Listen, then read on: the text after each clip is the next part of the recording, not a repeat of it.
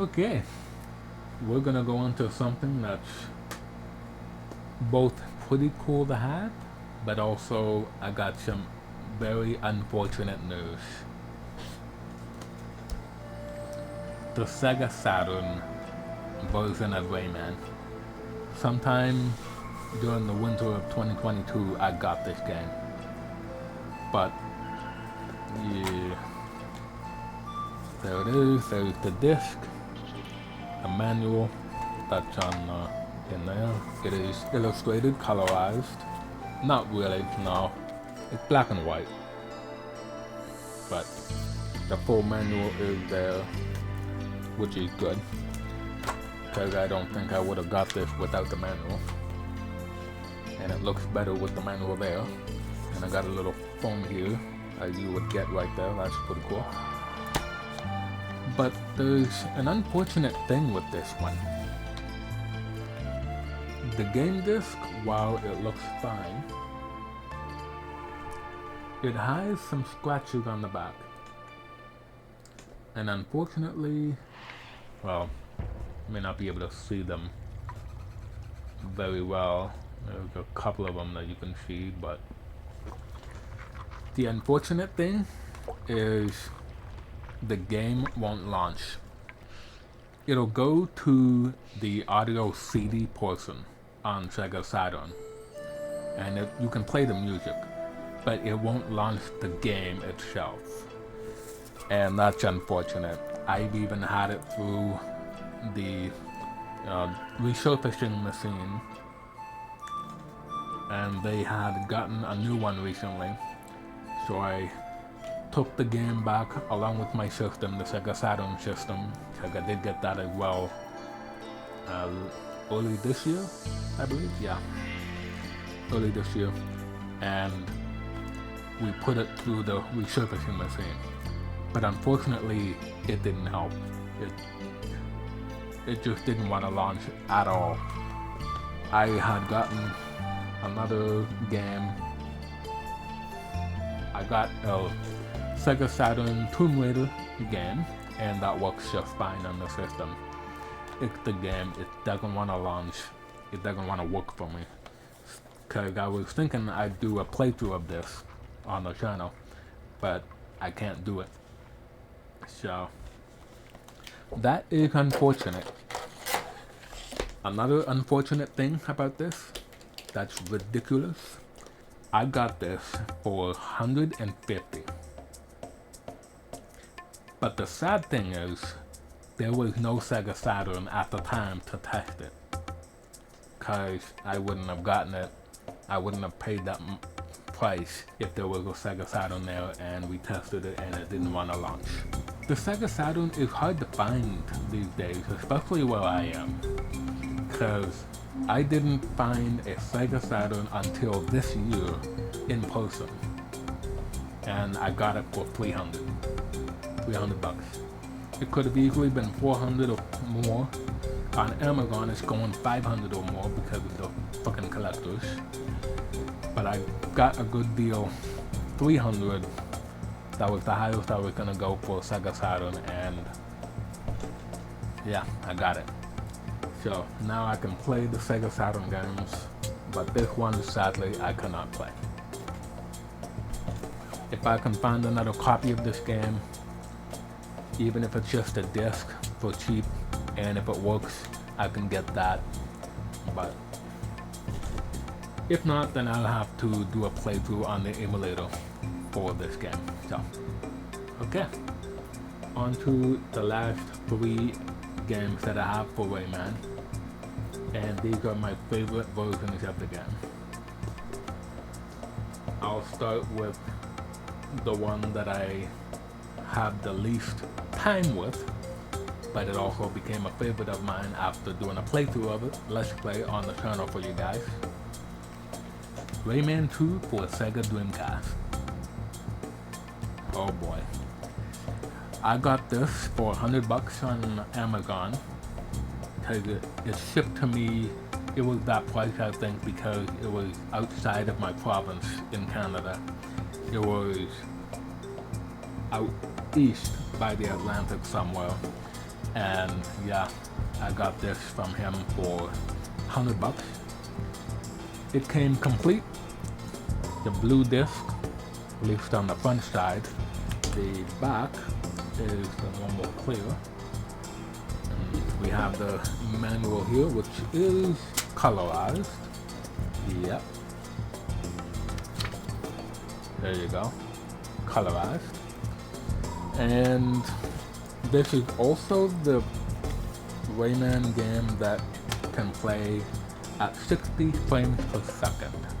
It even says right here, fly rockets, ride whirlwinds, and surf lava flows at a blazing 60 frames per second. I have been looking for this for so many years. I've never found it in store until this year. The retro store that I usually get stuff at, that brand store opened up at another location, and that's where I found a physical copy of this game in stock. And that's the only one I found in person, and this was on Amazon. So, oh my god. Alright, on to another favorite of mine, Rayman 2 Revolution. This has become my favorite to play because I liked the overworld and I liked traveling around in the game. It was basically a bigger game than the normal Rayman 2 counterpart with the Hall of Doors, or Isle of Doors as it's called in the Dreamcast version. But yeah, with the overworld, there's more things that you can find in the levels in the overworld, and even the bosses change order a little bit, mostly the third and fourth one. Because in the Hall of Doors, or Isle of Doors, you would go to the Monsters of Awakening first, and then go to the Bayou. In this one, it's the opposite, because the Team Seas go, they tell you to go rescue Brigitte in the Bayou. And you go there before you go to the Monsters of Awakening, which you would technically go there when Clark tells you to get, well, Rayman said it himself, but when Rayman tells Clark that he's going to get the elixir, then he goes to the Monsters of Awakening, in which case, in there, he would go to the Cave of Bad Dreams, but you can play through the level twice, so you can go through the Monsters of Awakening normally, and then talk to Jano, whatever his name is, the guardian of the Cave of Bad Dreams. So, there you go. But yeah, this became a favorite of mine. Basically, how I want to play this game. I do love the Hall of Doors and the Isle of Doors. Those two versions are awesome to play. And the N64 version I have the most memories with, because it's what I grew up with back in the day before I had the PS2 version and all that stuff. But this is another fantastic way to play the game. And while I do have it on the PlayStation 2 Classic, on the PlayStation 3, I do have that. You can still buy it if you're in America, but it's not available in Europe or Japan, and I don't know why Sony did that. So it's only available as a PlayStation 2 Classic title in America, as far as I know right now, if it still is only available here. But and the playthroughs that I'm doing of the game for you guys, that's the PS2 Classic on the PS3, looking really good. If I played on the PS2, then you would definitely notice the downgrade of the graphics. Just saying. But yeah, I got this one for $50. No, I got this for 30. So there you go. And now for the last Rayman game that I have in my collection. I do want to get more, but unfortunately, money. And it's hard to find a lot of stuff complete in box around here, especially if you go on Amazon or eBay where they have jacked up the prices, and I don't really like that. So I'm trying to find a lot of the Rayman stuff in person at the stores, because that's generally a good place to find them, but oh well. When I get more Rayman games, then I'll showcase them for you. And right here is the N64 version, what I grew up with, what I have the most memories with. And yes, I also got this one recently, complete in box. And there you go. Oh my, the front cover looks great, doesn't it? There are two versions of the N64 box. You have the regular one, which I had a long time ago, but I sold it. And then you have this one, the holographic. This one I got for $250 recently, and it's really great condition. Has little marks here and there, but for the most part, they're pretty good. Very nice condition box. And inside, we have the game known as Mr. Green, not to be confused with the Clue game, Mr. Green. And over here we got a couple things that are included, but the main thing is the manual. Very great condition manual as well, and it is colorized. And there is a lot of Rayman with showing his moves, powers. There you go. So that's nice there. Right here we have a consumer information and precaution booklet. Right here we have a little post-warranty registration card, little postcard from Ubisoft, so you can get the warranty registration, but no one really does that, do they? They don't really get used unless it's back in the day, but these days would make sense to do it. And right here we have a little flyer for the animated series.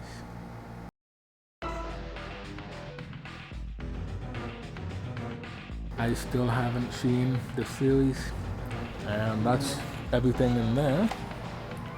Yeah, the N64 version is the one I grew up with, the one that I have the most memories with, and this was my first ever getting into the Rayman series on the N64. I had played Rayman 1 back in the early days, and I do remember going next door because my neighbor had a computer, and I'd be playing Rayman there as well, which was pretty cool. But this was the first Rayman that I had. I didn't have the boxes and everything back then. I didn't start getting the boxes until the late 2000s, I think. But I had some cartridges growing up in the early 2000s when I had the N64. I didn't have any of the fantastic colors either. I have the red one, the watermelon red, and the ice blue, which I'm currently using. I have both of those right now, but back then I just had the normal charcoal gray N64. And I remember playing this back then on my very nice old tube TV, the Toshiba, with the DVD and VCR combo. That was a very nice Toshiba tube TV back then, and I wish I still had it today, but unfortunately I don't. I also had Mario Party 3, I think, Paper Mario, and Donkey Kong 64, and Super Mario 64, and Banjo-Kazooie. There are some other N64 titles that I played back then as well, mostly at my cousin's. They had Mario Kart, GoldenEye 007, Legend of Zelda Ocarina of Time. They also had Super Mario 64 as well, but they also had Pokemon Stadium and I liked playing that as well. I also didn't have a memory card for this. You need a memory card on the N64 in order to save the game, but I didn't have it when I was playing it. So I would leave the system on with the game on overnight and then would go back to it the next day.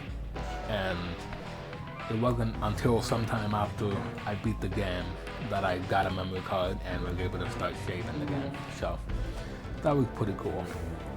And yeah, I have the holographic box again. I did have one a very, very long time ago, but I can't remember what happened to it. But yeah, I have this now and it's awesome. So there you have it. That's all my Rayman games that I have thus far. The rest of them I do have digitally, like Origins and Legends on the consoles. But as far as physical copies go, that's all of them that I have. So let me know what your favorite Rayman game is, what platform you would play it on the most, what your least favorite game is of the Rayman series, and yeah.